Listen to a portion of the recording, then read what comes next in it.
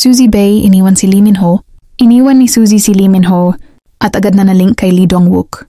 Walang kasinungalingan. Lahat ng ito ay totoo at documented. Suzy Bae, Lee Min-ho, Lee Dong-wook, ang kwento ng pag-iwan at paglipat ng puso. Walang kasinungalingan. Lahat ng ito ay totoo at documented. Suzy Bae, Lee Min-ho, Lee Dong-wook, ang kwento ng pag-iwan at paglipat ng puso. Taong 2015, kinumpirma ng kanilang mga agency na magkasintahan sina Lee Min-ho at Suzy Bae. 3 taon din silang nagmahalan. Pero noong Nobyembre 2017, biglang lumabas ang balita. Naghiwalay na sila. Walang ibinigay na dahilan. Tahimik si Lee Min-ho.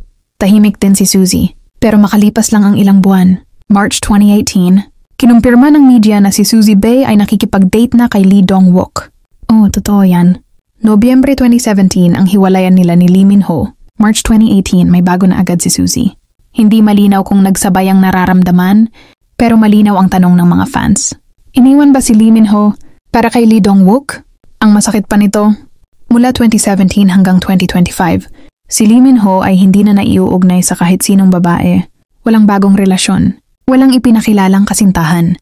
8 taon na siyang nag-iisa. Pero sa kabila ng lahat, nanatili siyang tahimik. Walang paninisi. Walang masamang salita.